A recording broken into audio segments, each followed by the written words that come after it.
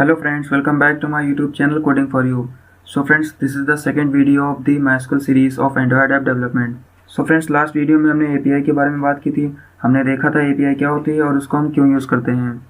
So friends, आज के इस वीडियो में हम देखेंगे कि API कैसे क्रिएट करते हैं और उसको हम कैसे यूज़ करते हैं। सो फ्रेंड्स, चलिए अब हम एक क्विक ओवरव्यू देख लेते हैं API के बारे में कि API क्या होती है और उसको हम क्यों यूज़ करते हैं। सो फ्रेंड्स, यहाँ पर हमारे पास सेंडर होगा। सेंडर कोई भी हो सकता है। वो एक मोबाइल एप्लीकेशन हो सकती है, वेब एप्लीकेशन हो सकती है, या कोई एक थर्ड पार्टी एप्लीकेशन हो सकती है। तो सेंडर रिक्वेस्ट को सेंड करेगा, API वो रिक्वेस्ट को एक्सेप्ट करेगी, उसके बाद API सर्वर से कम्युनिकेट करेगी और जो भी रिस्पॉन्स आएगा हमें प्रोवाइड कर देगी। तो API एक मीडिएटर का काम करती है सेंडर और सर्वर के बीच में। तो देखिए, ये हमारे पास सेंडर है, ये हमारी API है और ये हमारा एक सर्वर है। तो हम यहाँ पर लोकल होस्ट सर्वर यूज़ करेंगे। तो हम यहाँ पर XAMPP सर्वर का यूज़ करेंगे। आप WAMP सर्वर का भी यूज़ कर सकते हैं। आप XAMPP या WAMP दोनों में से किसी भी सर्वर का यूज़ कर सकते हैं। तो हम यहाँ पर XAMPP सर्वर का यूज़ करेंगे।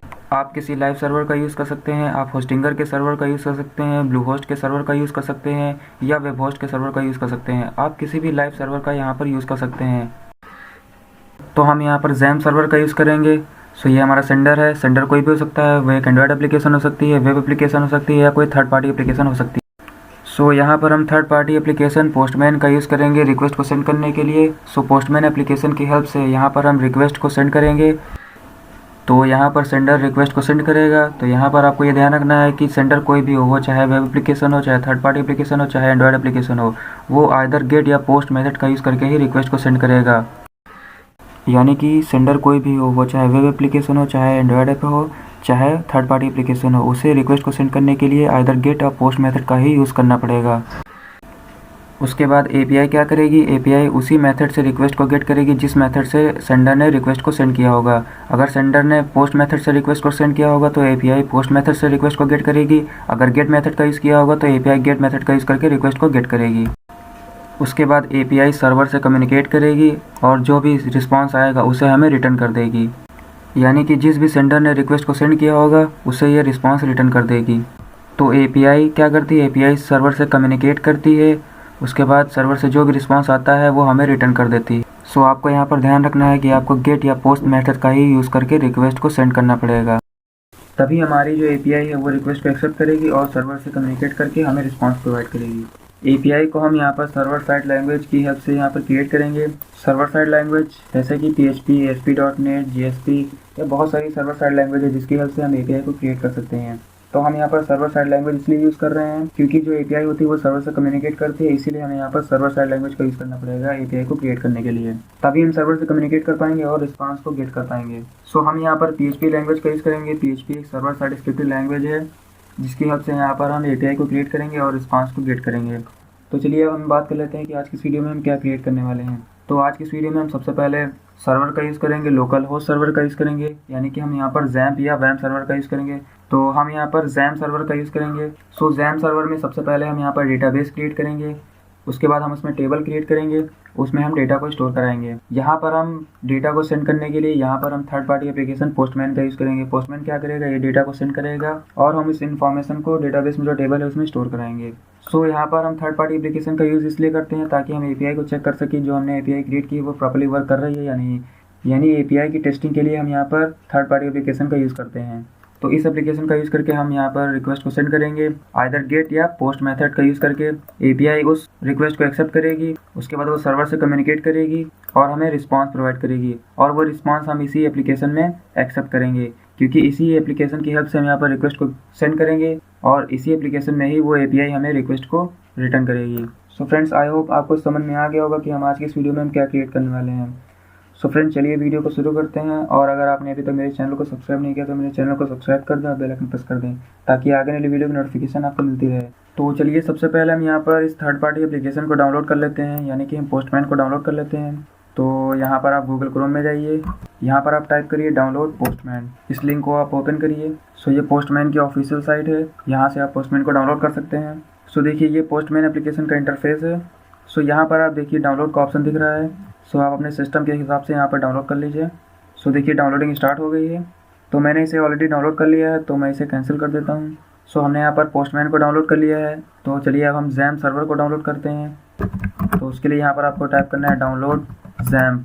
सो देखिए ये अपाचे की ऑफिशियल साइट है। सो देखिए यहाँ पर आपको डाउनलोड का लिंक दिख रहा है। सो आप अपने सिस्टम के ओएस के हिसाब से यहाँ पर डाउनलोड कर लीजिए। लिंक आपको डिस्क्रिप्शन में मिल जाएगा, वहाँ से भी आप डाउनलोड कर सकते हैं। सो डाउनलोड करने के बाद आप जैम सर्वर को ओपन करिए। सो जैसे ही आप जैम सर्वर को ओपन करेंगे तो कुछ इस तरह का इंटरफेस आपको दिखेगा। सो देखिए यहाँ पर आपको कई सारे ऑप्शन दिख रहे हैं।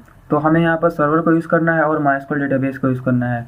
सो यहाँ पर देखिए सबसे पहला ऑप्शन दिख रहा है अपाचे। अपाचे एक सर्वर है, तो इसे हमें ओपन करना है।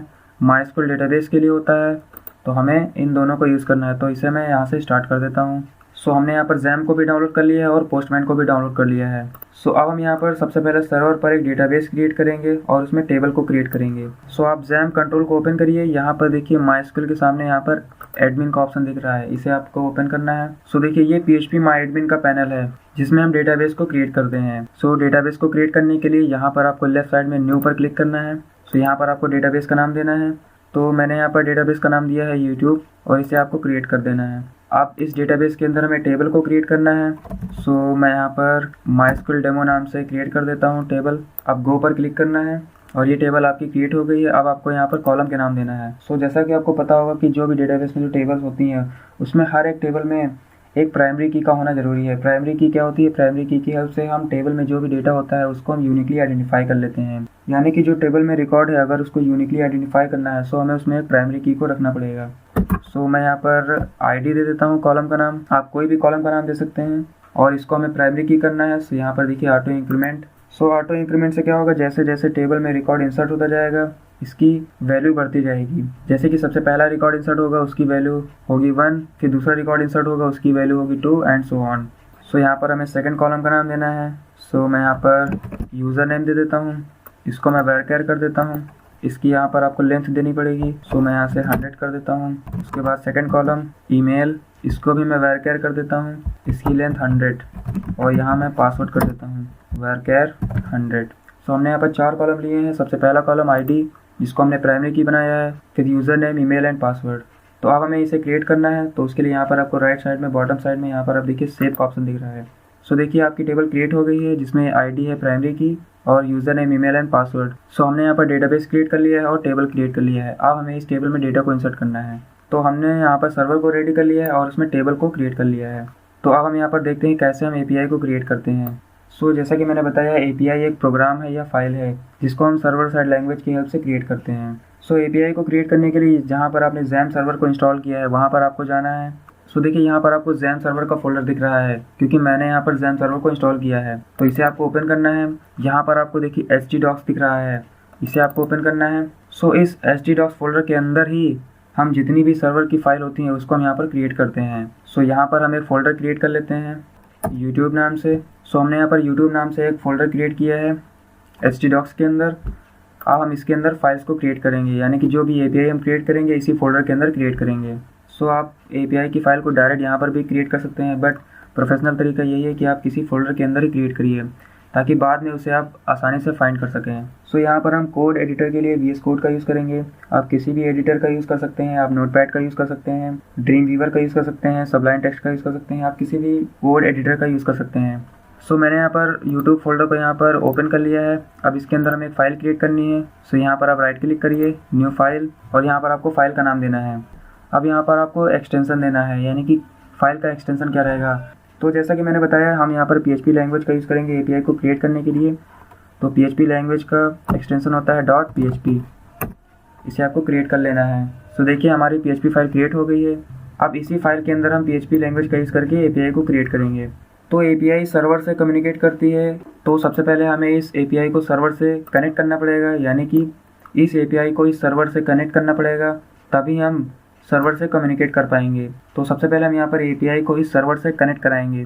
सो हम यहाँ पर आते हैं, PHP को स्टार्ट करना है, PHP को एंड करना है।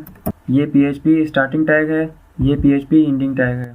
तो यहाँ पर सबसे पहले हम इस API को सर्वर पे जो हमारा डेटाबेस है उससे कनेक्ट कराएंगे, तभी हम डेटाबेस में जो भी ऑपरेशन है उसको परफॉर्म कर पाएंगे। सो यहाँ पर एक फंक्शन होता है MySQLi कनेक्ट, तो इस फंक्शन का यूज़ हम डेटाबेस से कनेक्शन के लिए करते हैं। सो यहाँ पर हमें कुछ आर्गुमेंट्स देने हैं। सबसे पहला आर्गुमेंट हमें यहाँ पर होस्ट नेम देना पड़ेगा। सो होस्ट नेम हमारा है लोकल होस्ट। उसके बाद सेकंड आर्गुमेंट हमें यहाँ पर यूज़र नेम देना पड़ेगा। सो जितने भी लोकल होस्ट होते हैं वो चाहे जैम्प हो चाहे वैम्प, उसमें user name by default root रहता है। सो यहाँ पर आपको टाइप करना है रूट। उसके बाद तीसरा आर्गुमेंट यहाँ पर आपको अगर पासवर्ड देना है, सो हमने यहाँ पर माइस्क्यूएल में कोई भी पासवर्ड नहीं लगाया है तो इसे हम यहाँ पर ब्लैंक कर देते हैं। उसके बाद हमें यहाँ पर डेटाबेस का नाम देना है, जिस डेटाबेस से आप कनेक्ट करना चाहते हैं। सो हमारे केस में यहाँ पर डेटाबेस का नाम है यूट्यूब। सो हमने यहाँ पर डेटाबेस का नाम दे दिया है। उसके बाद इंड में यहाँ पर सेमीकोलन लगाना है। सो ये फंक्शन जब रन करेगा सो हमें ट्रू या फॉल्स रिटर्न करेगा, यानी कि अगर डेटाबेस से कनेक्शन हो गया तो ये हमें ट्रू रिटर्न करेगा, अदरवाइज ये हमें फॉल्स रिटर्न करेगा। तो इसको हम एक वेरिएबल में ले लेते हैं। सो PHP में हम वेरिएबल को डॉलर साइन से इनिशियलाइज करते हैं। सो डॉलर और यहाँ पर आपको वेरिएबल का नाम देना है। सो PHP में एक वेरिएबल किसी भी वैल्यू को स्टोर करने के कैपेबल होता है, यानी कि एक PHP वेरिएबल में हम किसी भी वैल्यू को स्टोर कर सकते हैं, वो चाहे इंटीजर, फ्लोट, कैरेक्टर, बुलियन कोई भी वैल्यू हो उसको हम PHP वेरिएबल में स्टोर कर सकते हैं। सो PHP वेरिएबल में हमें डेटा टाइप डिफाइन करने की ज़रूरत नहीं पड़ती है, उसमें हम कोई भी वैल्यू को स्टोर कर सकते हैं। सो हम यहाँ पर चेक कर लेते हैं if $con equals to true, यानी कि अगर हमारी API डेटाबेस से कनेक्ट हो गई है तो हम यहाँ पर एको करा लेते हैं। PHP में मैसेज को प्रिंट करने के लिए हम यहाँ पर एको का यूज़ करते हैं। हम यहाँ पर कनेक्टेड लिख लेते हैं। एल्स यानी कि अगर API हमारी डेटाबेस से कनेक्ट नहीं हुई है तो हम यहाँ पर एको करा लेते हैं नॉट कनेक्टेड। सो हमने यहाँ पर कनेक्शन कर लिया है। अब हम चेक करते हैं कि हमारी जो API है वो डेटाबेस से कनेक्ट हो गई है या नहीं। तो अब बात करते हैं कि इस फाइल को हम रन कहाँ पर करेंगे। सो इस PHP फाइल को हम ब्राउज़र पर रन करेंगे, क्योंकि ये सर्वर साइड लैंग्वेज है तो इसीलिए हम इसे ब्राउज़र पर रन करेंगे। सो आपको गूगल क्रोम में जाना है और यहाँ पर आपको टाइप करना है लोकल होस्ट। उसके बाद यहाँ पर आपको फॉरवर्ड / लगाना है। सो जैसे ही आप लोकल होस्ट टाइप करेंगे, यानी कि जैसे ही आपने लोकल होस्ट टाइप किया, यानी कि आप इस htdocs के अंदर आ गए हैं। सो इस htdocs के अंदर जिस भी फाइल को आप एक्सेस करना चाहते हैं उसका नाम आपको देना पड़ेगा। सो हमारी फाइल यहाँ पर यूट्यूब फोल्डर के अंदर है API टेस्टिंग नाम से। सो यहाँ पर आपको टाइप करना है यूट्यूब के अंदर API testing.php। सो देखिए जैसे मैंने इस फाइल को हिट किया है, सो देखिए यहाँ पर नॉट कनेक्टेड दिखा रहा है, यानी कि जो हमारी API है वो डेटाबेस से कनेक्ट नहीं हुई है। सो यहाँ पर एक वार्निंग आ रही है अननोन डेटाबेस नेम, यानी कि हमने यहाँ पर डेटाबेस का नाम गलत दिया है। तो हम फाइल में चलते हैं, इसे रिमूव कर देते हैं। अब हम दोबारा इसे हिट करते हैं। सो देखिए अब मैंने इस URL को हिट किया है। सो यहाँ पर देखिए मैसेज आ रहा है कनेक्टेड, यानी कि जो हमारी API है वो डेटाबेस से कनेक्ट हो गई है। सो हमने API को डेटाबेस से कनेक्ट कर लिया है। सो हमने यहाँ पर API को डेटाबेस से कनेक्ट कर दिया है। सो इसे हम यहाँ से कमेंट कर देते हैं। सो जैसा कि मैंने बताया, यहाँ पर हम थर्ड पार्टी एप्लीकेशन का यूज़ करेंगे रिक्वेस्ट को सेंड करने के लिए। वो रिक्वेस्ट ये API गेट करेगी और सर्वर से कम्युनिकेट करके हमें रिस्पांस रिटर्न करेगी। तो सबसे पहले यहाँ पर हम जो भी डेटा आएगा उस थर्ड पार्टी एप्लीकेशन से, उसे हम यहाँ पर रिसीव कर लेते हैं, यानी कि जो भी रिक्वेस्ट आएगी उसे हम यहाँ पर रिसीव कर लेते हैं। सो मान लीजिए वहाँ से हम यूज़र नेम को सेंड करेंगे। पोस्ट मेथड का यूज़ करके हम यूज़र नेम को सेंड करेंगे उस थर्ड पार्टी एप्लीकेशन से। यूज़र नेम आप यहाँ पर कोई भी नाम दे सकते हैं, यहाँ पर भी कोई भी नाम दे सकते हैं। उसके बाद यहाँ पर आपको सेमीकोलन लगाना है। यूज़र नेम के बाद मान लीजिए हम यहाँ पर पासवर्ड सेंड करेंगे उस एप्लीकेशन से पोस्ट मेथड का यूज़ करके पासवर्ड। सो आपको यहाँ पर ध्यान रखना है कि ये वेरिएबल नेम कोई भी हो सकते हैं। सो उस थर्ड पार्टी एप्लीकेशन से यूज़र नेम और पासवर्ड आएगा, उसको हमने यहाँ पर वेरिएबल्स में ले लिया है, यानी कि हमें यहाँ पर डेटा मिल गया है, यूज़र नेम एंड पासवर्ड मिल गया है। अब इस यूज़र नेम और पासवर्ड को हमें टेबल में इंसर्ट कराना है। सो इंसर्ट कराने के लिए हमें यहाँ पर क्वेरी लिखनी पड़ेगी। सो हम यहाँ पर क्वेरी लिख लेते हैं, क्वेरी इक्वल्स टू हमें टेबल में इंसर्ट कराना है, तो इंसर्ट इनटू टेबल का नाम देना है MySQL डेमो। आपको यहाँ पर टेबल का नाम एज इट इज़ देना पड़ेगा, अदरवाइज़ आपका डेटा टेबल में इंसर्ट नहीं होगा।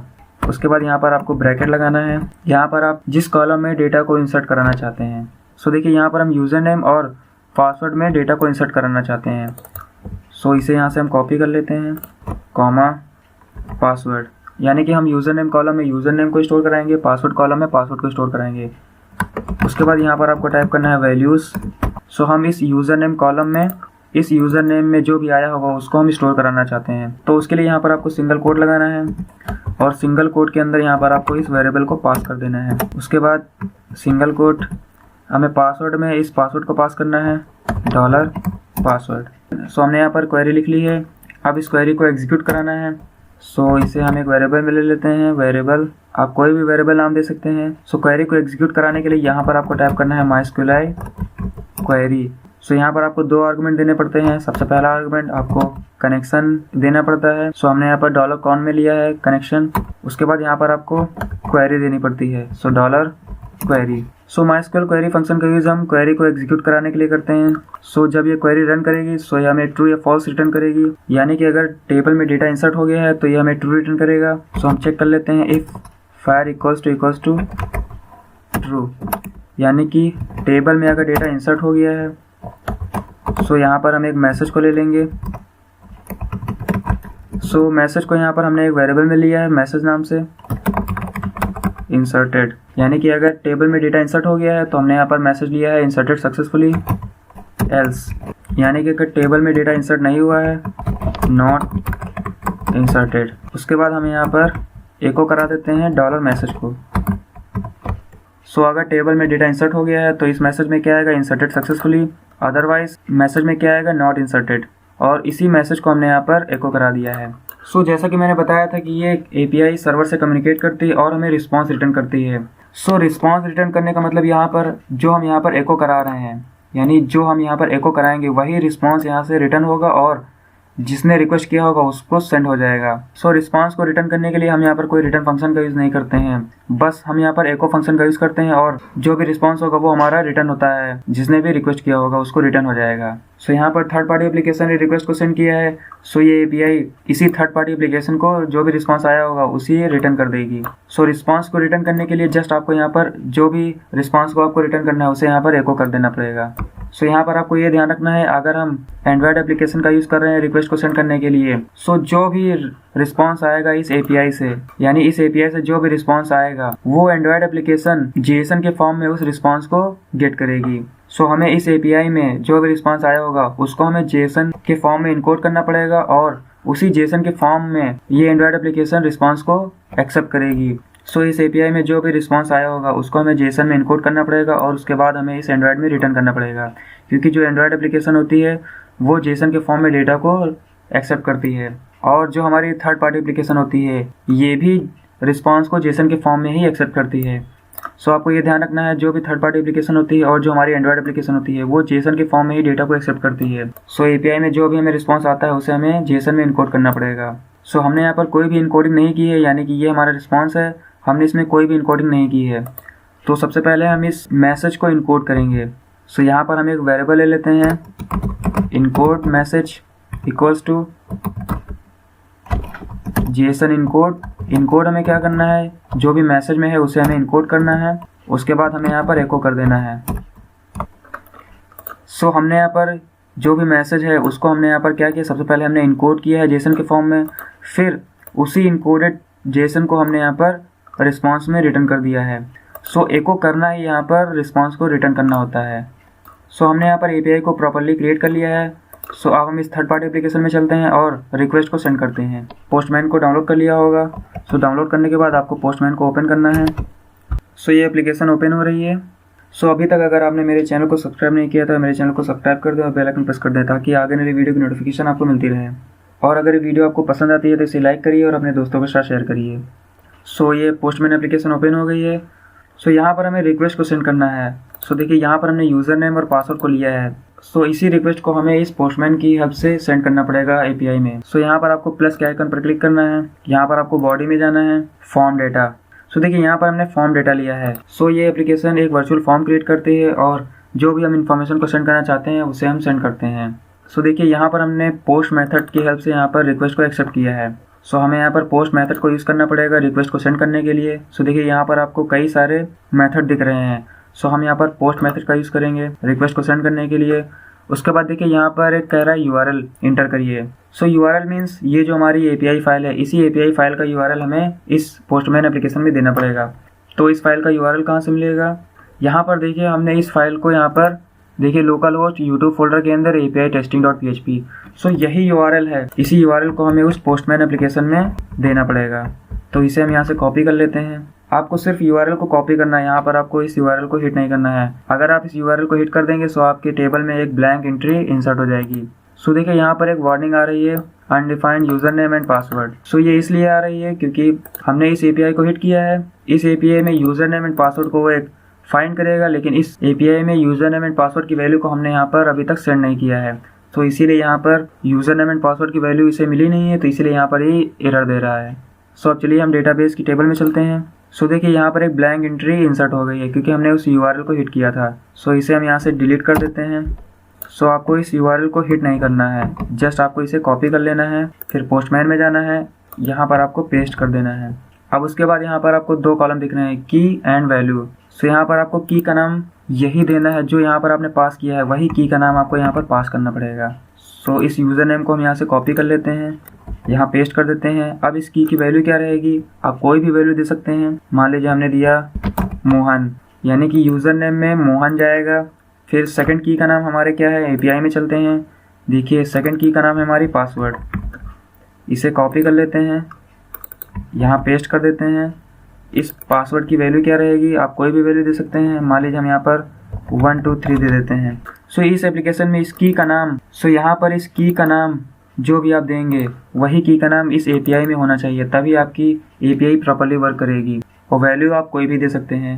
रिक्वेस्ट को सेंड करने के लिए यहाँ पर पोस्टमैन एप्लीकेशन को रेडी कर लिया है। अब बस जस्ट हमें इस रिक्वेस्ट को सेंड करना है। सो अब हम इसे सेंड करते हैं, तो यहाँ पर आपको सेंड बटन पर क्लिक करना है। सो देखिए रिक्वेस्ट सेंड हो रही है। सो देखिए यहाँ पर आपको एक मैसेज आ रहा है इंसर्टेड सक्सेसफुली। सो देखिए इंसर्टेड सक्सेसफुली कब होगा, जब हमारा टेबल में डेटा इंसर्ट हो जाएगा तब हमें मैसेज मिलेगा इंसर्टेड सक्सेसफुली। सो यहाँ पर वही मैसेज आ रहा है इंसर्टेड सक्सेसफुली, यानी कि टेबल में हमारा डेटा इंसर्ट हो गया है। सो देखिए यहाँ पर यूज़र नेम मोहन और पासवर्ड 1 2 3 जो हमने यहाँ पर पोस्टमैन से हिट किया था। सो देखिए यहाँ पर यूज़र नेम मोहन है, पासवर्ड 1 2 3 है, वही हमारा इस टेबल में स्टोर हो गया है। मान लीजिए हम यहाँ पर यूज़र नेम को चेंज कर देते हैं। मान लीजिए हम यहाँ पर कर देते हैं रवि, पासवर्ड 1 2 3 4 5 कर देते हैं। अब इसे दोबारा सेंड करते हैं। सो देखिए इंसर्टेड सक्सेसफुली, यानी टेबल में डेटा इंसर्ट हो गया है। ब्राउज पर क्लिक करते हैं। सो देखिए हमारा डेटा इंसर्ट हो गया है, यूज़र नेम रवि, पासवर्ड 1 2 3 4 5। सो हमारा डेटा टेबल में इंसर्ट हो रहा है। इसका मतलब जो हमने API क्रिएट की है ये हमारी API प्रॉपर्ली वर्क कर रही है। सो यहाँ पर हमने सबसे पहले क्या किया, यहाँ पर हमने सबसे पहले API को डेटाबेस से कनेक्ट किया है।